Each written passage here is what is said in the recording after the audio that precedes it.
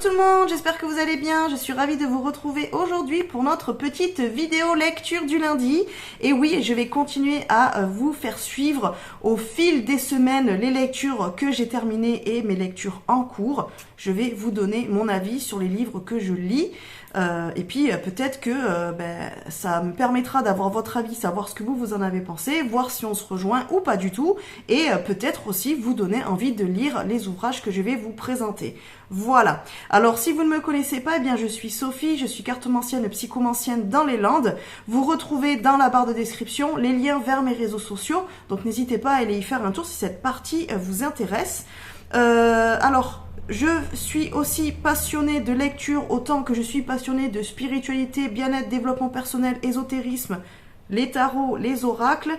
Donc évidemment, j'ai décidé de vous partager un petit peu tout ça sur cette chaîne. Voilà.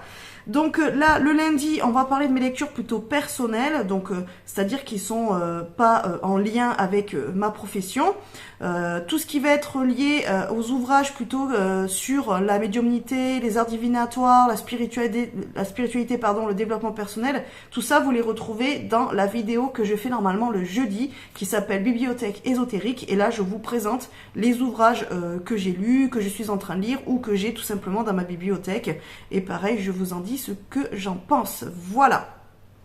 Maintenant que cette introduction a été faite, je fais quand même ma petite pub. N'hésitez pas à vous liker, n'hésitez pas à vous abonner, à liker, à partager, à commenter cette vidéo. Évidemment, ça rend la chaîne plus visible aux yeux de YouTube et d'autres personnes qui pourraient être intéressées par ce que je propose. Donc n'hésitez pas, ça vous prend 2 secondes, mais pour moi c'est énorme et ça me permet évidemment de toucher bien plus de monde et donc d'être plus visible sur les réseaux. Voilà, et surtout sur YouTube. Donc n'hésitez pas, surtout si ce que je vous partage vous plaît. Voilà. Alors, la semaine dernière, je vous avais parlé de la saga Pourcent de Lara Adrian. Donc, c'est une saga américaine, mais bon, qui a été traduite en français et que j'ai lu en e-book. Donc, je vous ai parlé la semaine dernière du tome 1 et j'étais en train de lire le tome 2. Là, la semaine dernière, donc j'ai terminé le tome 2 et j'ai terminé le tome 3. Voilà. Donc la saga, on y retrouve 2 autres tomes, donc le tome 4 et le tome 5, qui sont des histoires parallèles par rapport aux 3 premiers tomes. Donc ce sont des personnages que l'on retrouve dans les 3 premiers tomes qui sont autour des 2 personnages principaux, Avery et Dominique. Et donc là, l'autrice en fait a créé 2 histoires propres à ces personnages-là. Voilà, je vais vous en parler un petit peu plus.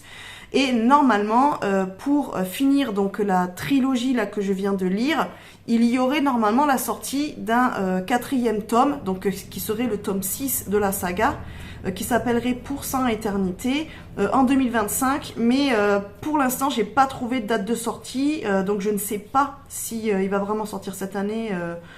Ou non, en tout cas j'ai pas réussi à avoir les infos. Donc d'ailleurs si éventuellement vous avez lu la saga et que vous avez ces infos là, n'hésitez pas à me les mettre en commentaire, puisque je pense que lorsqu'il sortira je me le procurerai pour lire la suite et fin, puisque je pense que le 6e tome va être un petit peu la fin de toute la saga. Voilà. Donc par rapport à ces 3 premiers tomes, je vous les mets ici, alors en miniature, puisque je les ai lus en e-book, donc je peux pas vous les montrer en physique. Donc on est sur une saga dans le style de 50 nuances degrés. Donc si vous avez aimé justement les livres de 50 nuances degrés, normalement vous devriez apprécier la saga Pourcent. C'est vraiment dans la même veine. On est sur un milliardaire qui rencontre une jeune fille, une jeune femme qui n'est pas du tout de son milieu, et donc il va se tisser une histoire entre les 2 personnages. Voilà. Donc les personnages principaux sont Avery Ross, donc la jeune fille de 25 ans, qui est artiste peintre, qui vient de Pennsylvanie et qui est depuis quelques mois à New York pour essayer de percer dans l'art.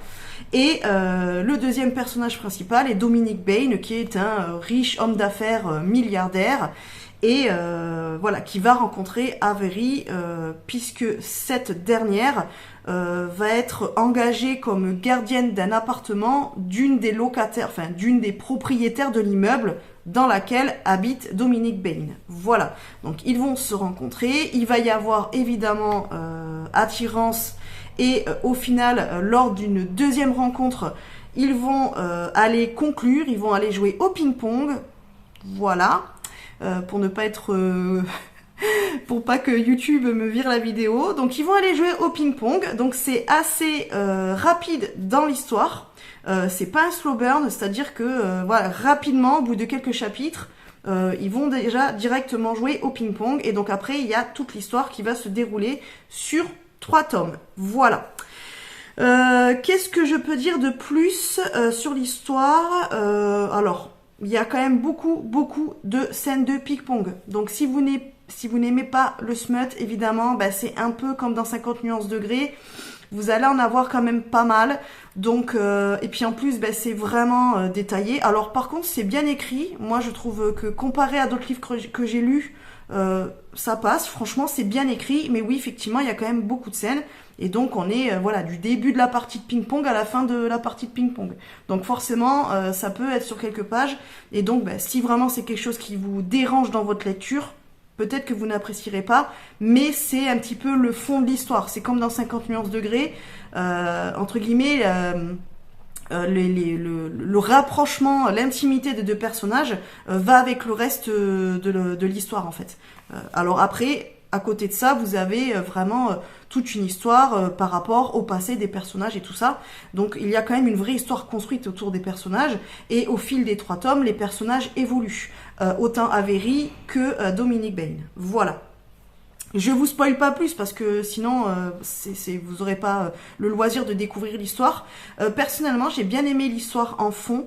Je trouve que ça a donné une profondeur au personnage. Alors on est quand même sur un rapport dominant-dominé, on va pas se mentir. Dans les 2 premiers tomes, Avery, elle a quand même plus un statut, on va dire, de dominée, de soumise par rapport à Dominique, qui est quand même un personnage assez contrôlant, dominant, voilà, de par sa manière d'être, de par le fait que ça soit un homme d'affaires, voilà, qui sait ce qu'il veut et tout ça. Et donc que ça soit dans n'importe quel domaine, il est celui qui contrôle tout, on va dire. Donc c'est un petit peu comme Christian Grey, c'est un peu dans le même truc. Donc Avery, elle évolue quand même au fil des tomes, donc surtout dans le 3e. Le 3e tome est celui que j'ai préféré, dans le sens aussi où le 3e tome va être plutôt dédié à l'histoire, on va dire, et au passé de Dominic Bain. Ce que l'on n'a pas forcément dans les 2 premiers tomes, puisque les 2 premiers tomes, on va être plus sur le passé et l'évolution d'Avery. Voilà. Donc forcément, comme l'écrivain s'est concentré sur son histoire à elle, et je pense que ça a été fait exprès, mais en fait, dans les 2 premiers tomes, Dominique reste quand même assez mystérieux. On ne sait pas trop pourquoi il est comme ça. On ne connaît rien de son histoire. On ne connaît rien de son passé. Donc, ça crée une certaine curiosité. Et donc, dans le 3e tome, on a quand même les réponses à nos questions. Alors, est-ce qu'on s'en doute un peu? Alors oui, moi j'avais quand même un peu des pistes.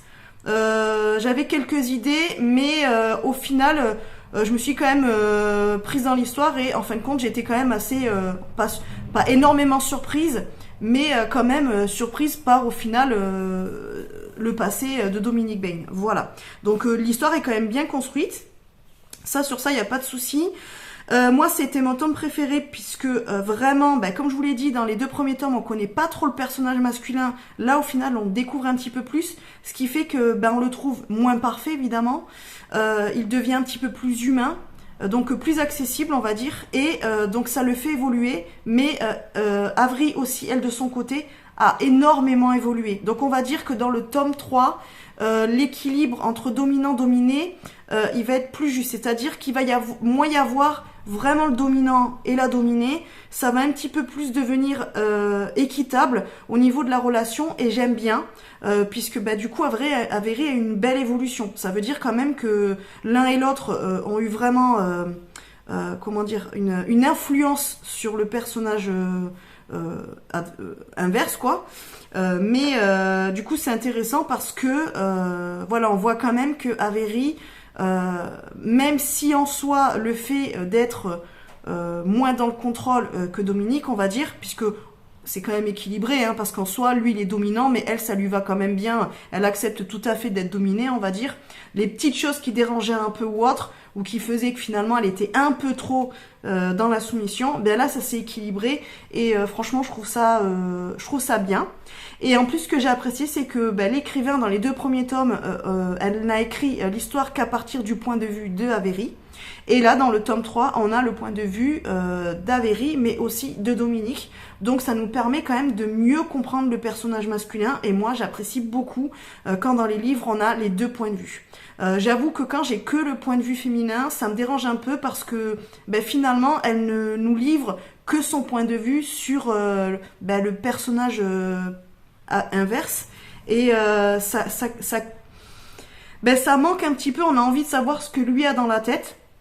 Et vice versa, hein. Donc j'aime bien quand les écrivains font plusieurs points de vue, et notamment quand il y a 2 personnages principaux, ben, vous ayez le personnage principal féminin et le personnage principal masculin qui donnent leur point de vue et qui racontent l'histoire à travers leurs yeux. Donc pour ça c'est super agréable dans le tome 3. Donc j'ai beaucoup aimé. Qu'est-ce qu'il y a d'autre à vous dire? Alors oui, donc pour le tome 4, donc qui s'appelle... attendez, je crois que c'est Cours vers moi. Je crois que c'est ça, Cours ou Courir vers moi. Alors là, on est sur un des personnages, on va dire, secondaires, tertiaires, que l'on a croisé rapidement dans le tome 2, il me semble. Et donc c'est une jeune femme et qui va qui va devenir le personnage principal de sa propre histoire avec un autre personnage par contre qu'on ne connaît pas. Il me semble pas en avoir entendu parler dans les 2 premiers tomes de la saga, donc pour 100 jours et pour 100 nuits. Et pour 100 raisons non plus, il me semble pas que le personnage y est, donc là on découvre un nouveau personnage. Et ensuite, dans le tome 5 qui s'appelle Play With Me, alors je pense pas qu'il soit sorti en français, parce que j'ai trouvé en plus que des résumés en anglais, donc pour moi, il n'est qu'en version anglaise.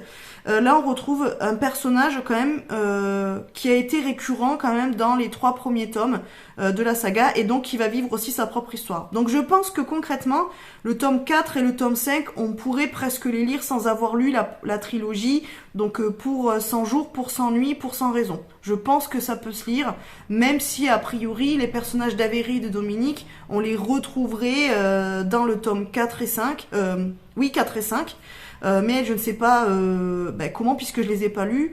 Donc voilà. Moi personnellement, je me suis arrêtée à la trilogie, donc que je vous remets ici. Donc pour 100 jours, pour 100 nuits et pour 100 raisons. Et donc j'espère qu'on pourra avoir du coup le dernier tome qui s'appelle Pour 100 éternités. Et là je ne sais pas si du coup l'autrice va choisir de remettre les personnages du tome 4 et 5. A priori, voilà, ce sont 2 tomes qui n'ont pas pour vocation à avoir une suite. A priori, de ce que j'ai lu dans ses écrits et dans ses notes d'auteur en fin de livre. Voilà. Mais moi, j'ai bien aimé cette saga, donc voilà. Alors après, c'est traduit de l'anglais, donc c'est pas souvent bien traduit. J'avoue, la traduction est pas top. Il y a quand même pas mal de coquilles. Souvent les phrases sont assez longues et il n'y a pas forcément beaucoup de ponctuation, ou il en manque, je ne sais pas. Du coup c'est vrai qu'il arrivait que j'ai dû relire la phrase pour comprendre le sens. Mais bon, on va dire dans l'ensemble c'est fluide, ça se lit facilement. Voilà, on cherche pas une écrivain avec un super style littéraire, on va pas se mentir. Mais on va dire que pour le type de livre que c'est, ça se lit. Voilà, il y a pas de, c'est pas le meilleur livre que j'ai lu de manière, en termes d'écriture, mais ça se lit. L'histoire, elle est quand même, c'est bien construit. Voilà, je veux dire, c'est quand même logique. Il y a quand même des petites choses qui viennent. On se dit ah oui, d'accord. Donc elle arrive quand même à nous amener à avoir des petits retournement de situation, on va dire. Donc non, franchement dans l'ensemble c'est une bonne trilogie, personnellement je l'ai appréciée. Est-ce que je la relirai? Je ne sais pas, possible, mais c'est pas forcément des livres que j'achèterai en physique. Je les ai eus en e-book, ça me va très bien. Voilà pour la trilogie du coup pour 100. Donc voilà, je vous la conseille, mais alors attention, je le redis, pour public averti de chez Averti. Vraiment, voilà, un ado ne lit pas ça. Voilà, je vous le dis, c'est vraiment dans la même veine que 50 nuances degrés, ou alors Hadès et Perséphone de Scarlett Sinclair. Donc clairement, non, c'est public averti de chez Averti, sachant que le 3e tome, moi je le trouve quand même un peu plus sombre que les deux premiers. On touche quand même des sujets un peu sensibles. Donc voilà, s'il faut vraiment, vraiment public averti. Moi, spoiler alerte, red flag, voilà, on parle quand même de sujets, voilà, qui peuvent, pas traumatiser, mais qui peuvent un petit peu chambouler ou perturber. Donc je tiens à le préciser. Maintenant, donc pour ma lecture en cours, donc je suis sur Le Temps des sorcières de Alix I. Harrow. Donc c'est aux éditions Livre de Poche. Pour le prix, il est à 10,40 €.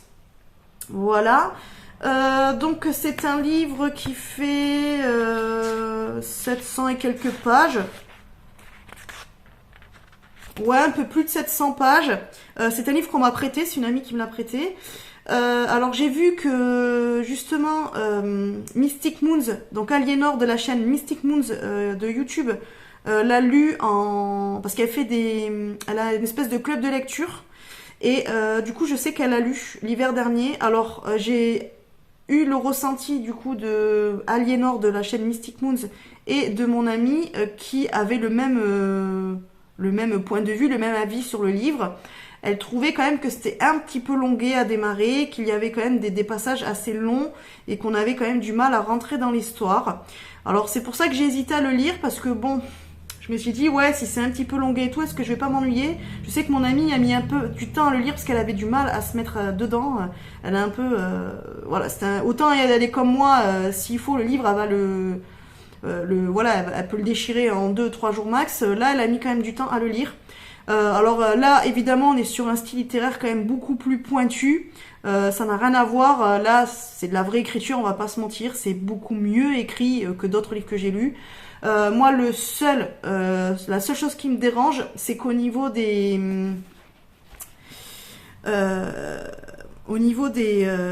discussions, alors en fait, là bon, je vais vous montrer par exemple, là on a vraiment les tirés pour dire que les personnages parlent et se répondent, mais souvent l'auteur écrit une phrase. Donc par exemple là elle entend des voix s'élever derrière elle, capte des mots décousus, donc entre guillemets injuste, inique, puis il n'y a rien que nous puissions faire, et en fait elle met des guillemets dans sa phrase pour dire que c'est une phrase dite à voix haute. Et du coup, c'est un peu perturbant quand j'ai commencé à lire. Je suis là, oulala, mais attends, mais elle parle à voix haute, elle est en train de penser. Et donc après, en fait, elle fait ça entre guillemets. Et après, on a des tirés de discussion. Quand il y a un dialogue, c'est un petit peu dérangeant. J'avoue, c'est pas très clair. C'est vraiment une chose que je pourrais quand même... que j'ai pas trop apprécié.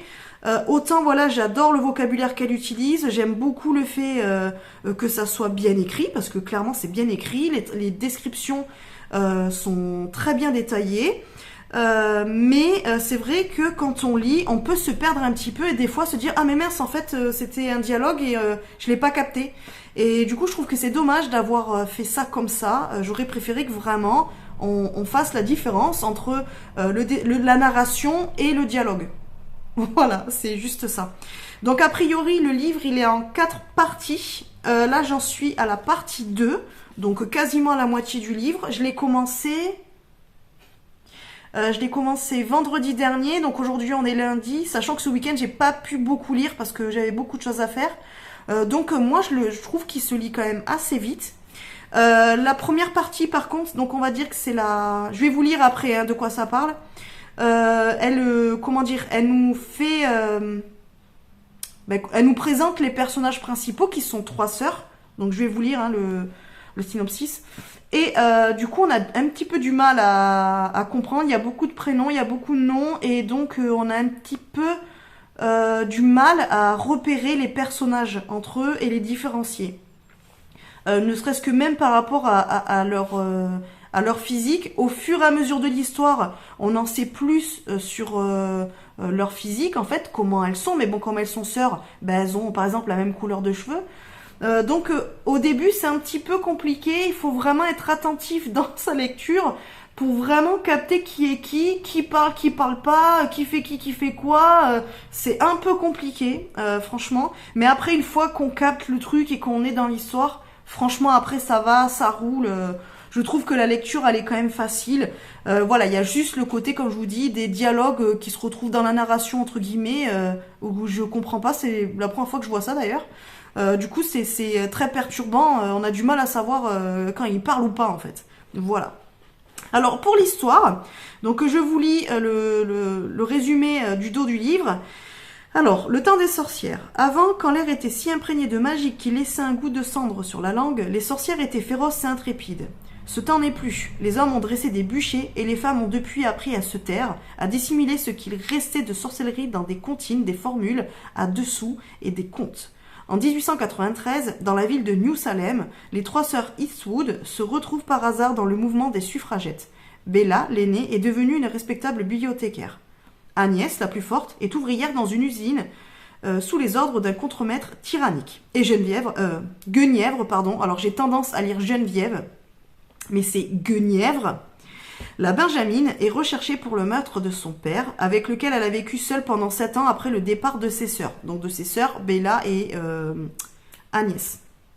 Malgré les conflits qui les opposent, elles vont se découvrir des dons qui ne demandent qu'à être révélés par la force de leur union, car si pour le moment la magie est faible, l'exhumation de ces savoirs anciens pourrait tout changer. Alors on est un peu dans la veine de Charmed, voilà, si vous connaissez la série, voilà, bon, désolé pour les plus jeunes, peut-être qu'ils connaîtront pas, mais je pense quand même qu'ils devraient connaître, c'est un peu une référence. On est quand même sur l'histoire, voilà, de 3 sœurs qui se sont perdues de vue, donc les 2 plus grandes, donc c'est-à-dire Bella et Agnès, ont quitté le foyer il y a 7 ans de ça, et donc Guenièvre est restée toute seule avec son père, puisque leur mère était décédée lorsque Guenièvre est née, voilà, à la mise en couche. Donc au final, les 2 sont parties et se sont retrouvées dans la même ville, mais finalement ne se fréquentent absolument pas puisqu'elles sont fâchées, on va dire. Donc Bella et Agnès ne se côtoient pas. En plus, bon ben, elles travaillent dans 2 univers complètement différents. Et donc Guenièvre, qui elle du coup vivait avec son père, fuit le foyer familial. Et fuit aussi là où elle habitait, puisque la maison là où elle habitait avec son père a pris feu.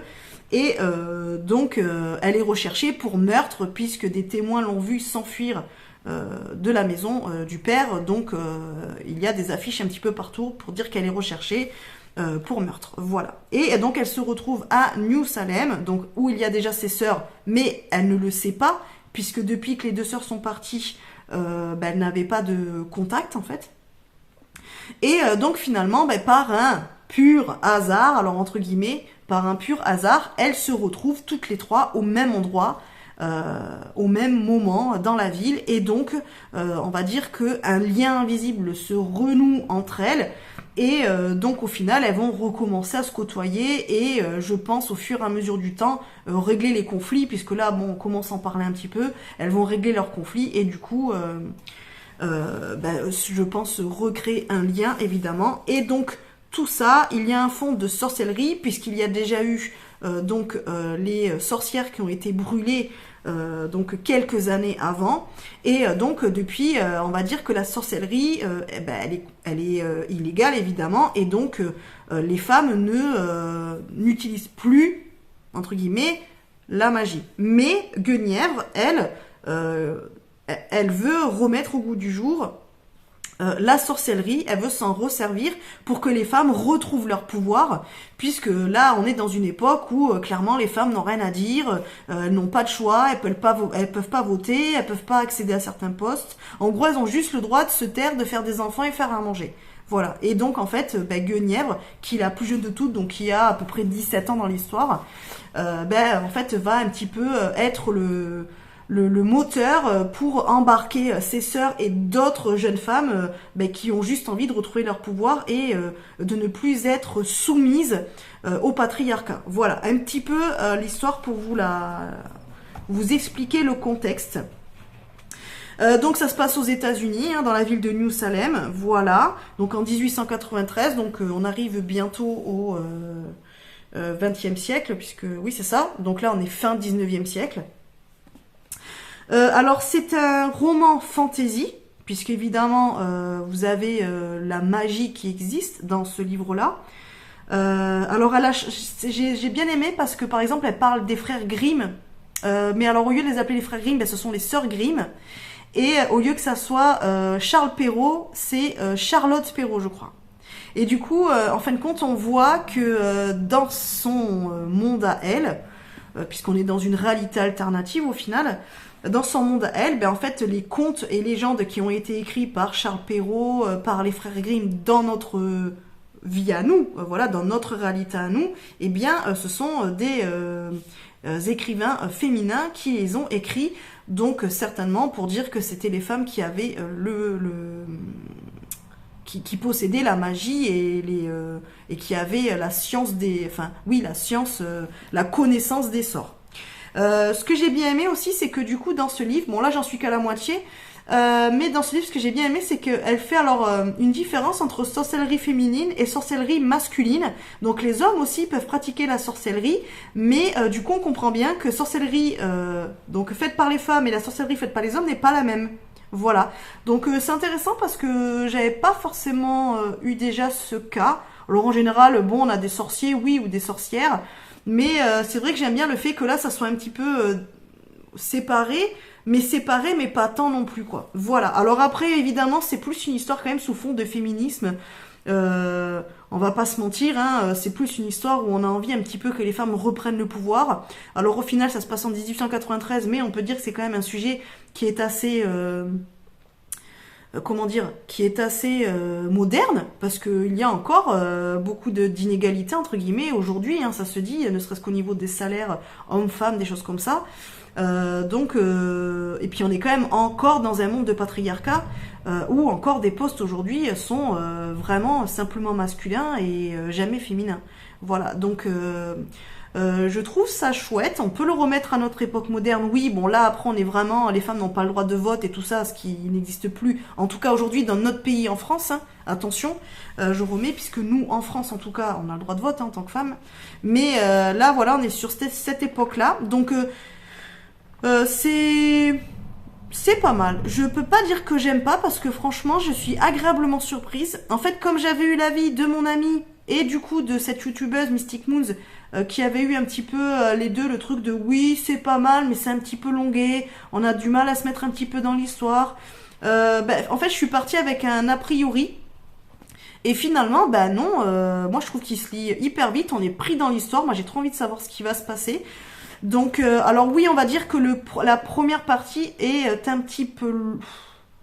disons qu'elle est longue dans le sens où elle est obligée de mettre en place les personnages, de mettre en place l'histoire. Donc forcément, là, si vous voyez Le Temps des sorcières et que vous lisez ça pour un roman fantasy, pour avoir de la magie directe, machin, genre à la Charmed, ou d'autres romans que vous avez pu lire sur ce sujet, oui, en fait, là, ça se met tout doucement en place. Donc la magie, elle y est depuis le départ. Mais on va dire on part sur des petits sorts et je pense qu'on va arriver à des choses bien plus grandioses à la fin. Mais évidemment, ça prend du temps à se mettre en place parce que je pense aussi qu'il y a le parallèle entre le fait que la magie puisse revenir puisqu'à la base elle est censée avoir disparu.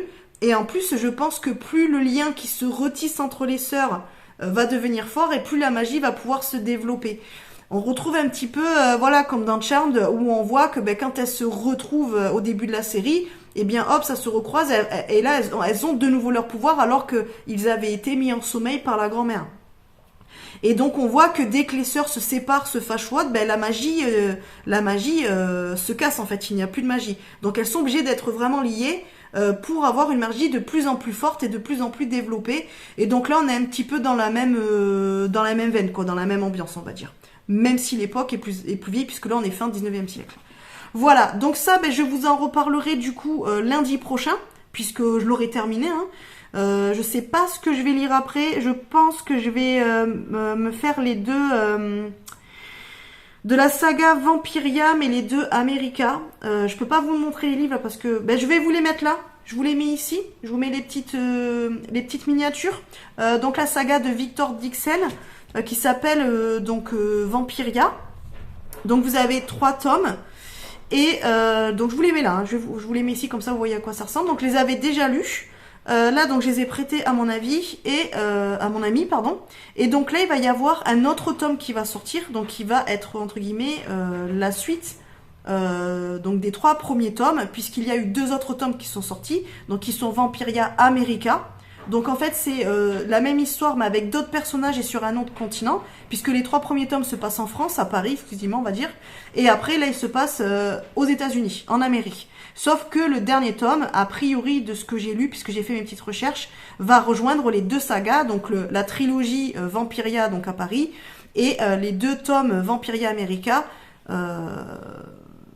qui se passent en Amérique, et donc tout va être relié dans le dernier tome qui devrait sortir, je crois, au mois de mai, il me semble. Mais je vous redirai ça la semaine prochaine, au pire, dans la vidéo, puisque je l'ai noté. Ah ben si, je l'ai là, je crois.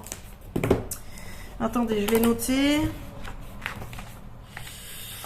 Où c'est que je l'ai mis? Non, c'est pas dans celui-là. Oui, parce que 12 000 carnets, hein, la nana, comme d'hab. Non, ben, je l'ai mis où? Je suis quiche ou quoi? Ah, donc le dernier tome, il devrait sortir le 22 mai 2025. Voilà. Et comme j'ai envie de lire le nouveau tome, puisque j'ai envie d'avoir la suite de la trilogie que j'avais lue, donc Vampiria, du coup il faut que je lise les 2 Vampiria America. Donc je pense que la semaine prochaine je vous parlerai de ça. Voilà. Je m'arrête là les amis, ça fait 30 minutes, je pense que j'ai assez papoté avec vous. De toute façon, si vous avez des questions, eh bien n'hésitez pas à me les poser en commentaire. Si vous voulez me donner votre avis aussi sur ce livre-là ou sur la saga %, si vous l'avez lu, c'est pareil, vous me le dites tout ça en commentaire. Et puis après, si vous avez des suggestions de lecture, n'hésitez pas à me les faire. Si par exemple vous avez la fille qui est perdue, vous lu un livre qui vous a plu, voilà, dans le domaine romantaisie, romance, tout ça, vous le mettez en commentaire et puis du coup j'irai le chercher. Et c'est pareil, si éventuellement vous avez envie, vous êtes tenté par un livre, mais vous n'osez pas l'acheter pour X raison, bien c'est pareil, dites-le moi en commentaire, j'essaie de le trouver, je le lis, comme ça je peux vous donner mon avis. Voilà, n'hésitez pas à me faire toutes vos suggestions. Voilà les amis, du coup on se retrouve demain pour la vidéo du mardi qui est normalement une présentation de jeu. Je sais pas lequel encore je vais vous présenter, il faut que je regarde sur ma liste parce que je me suis fait une liste pour savoir ceux que j'ai déjà présentés et ceux que je n'ai pas présentés encore.